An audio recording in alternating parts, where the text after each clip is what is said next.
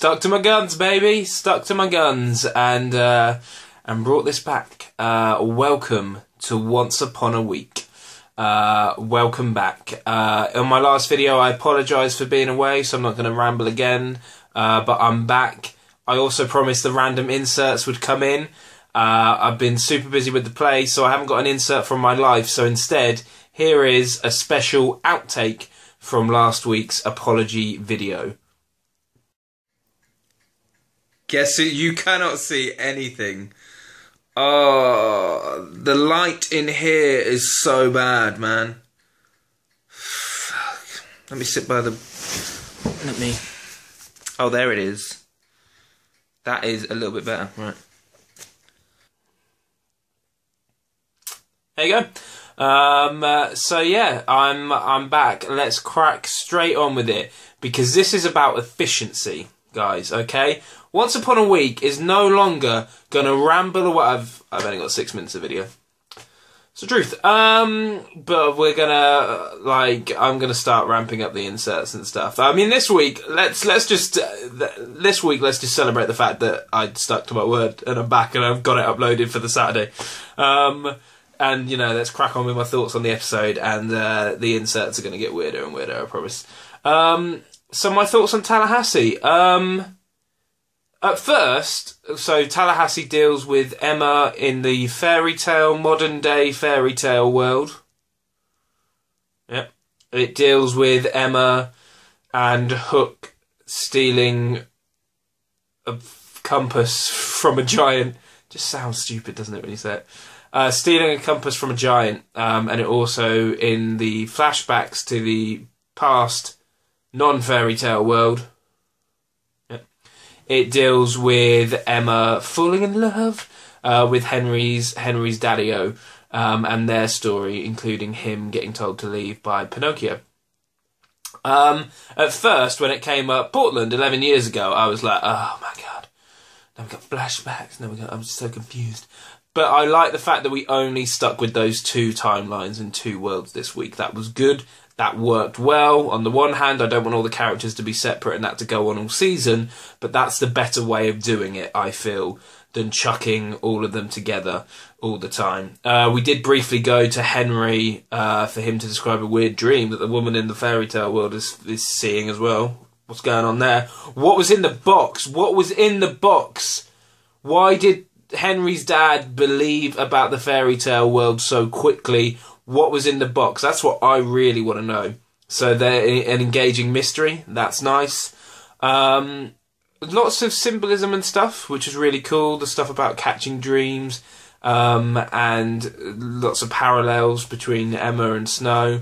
Really nice. I also really liked Emma's kind of, oh, so these are fairy tales, but they're not quite right, and her confusion about that, because it really... I like that they're doing, in a way, what is the most obvious thing to do, but what is a really interesting and logical thing to do, where they're making Emma feel the same way as the audience, and Emma kind of is acting as the part of the audience, and it's sort of like, well, I know the fairy tale this way. That's a really cool thing, and I think they can do a lot with that. And I want to see them do stuff with that. Hurley's a giant. It's the actor, man. You can't, even if he did Hamlet, they'd have to rename it Hurley. Jorge Garcia or something is his name, I think. I'm so sorry if I pronounced that wrong. That's really rude. But yeah, you just see him and you're like, Hurley. Hurley's he comes on the screen. You're like, Hurley's a giant. It's, you know. I hope we see him again. Really nice to see Pinocchio again. And the guy playing Henry's dad was also really cool. I liked seeing her, yeah, her story and how she was a bit wayward anyway, and how kind of he made her a bit jaded. That was quite nice, but obviously it was actually Pinocchio's fault. But I don't know who she's going to end up with. Is she going to end up with Henry's dad? Or I still think there's a spark between her and Hook. So we'll see there as well, I guess. But in general, really liked it. Really good pacing, really good story. And yeah, it didn't...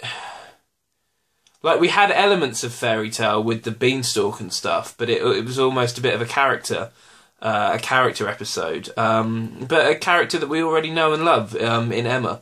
So, and a character who doesn't get her own flashbacks. We've had so many, like, I didn't think of that when watching it, but thinking about it now, we've had so many flashbacks of all the fairy tale characters that it was just really nice and refreshing to get that for Emma.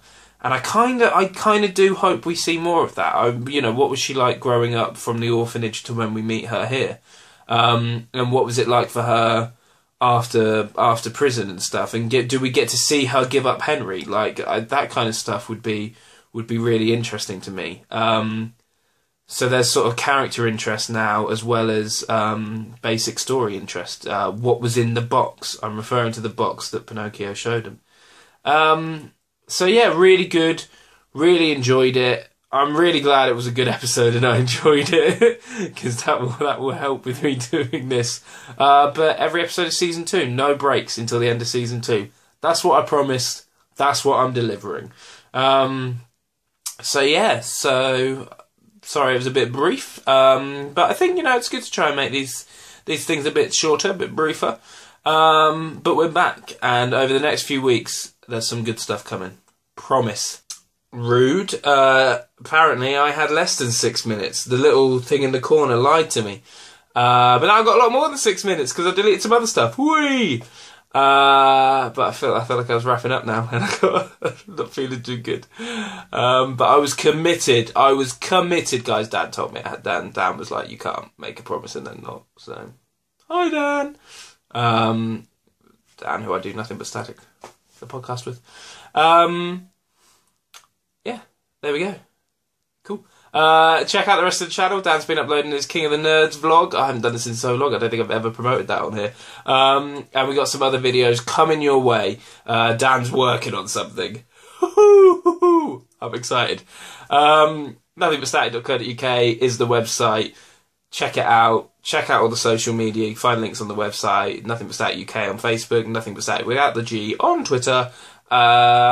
Cheers, guys. Good to be back. Looking forward to getting back into this and doing some proper good vlogging.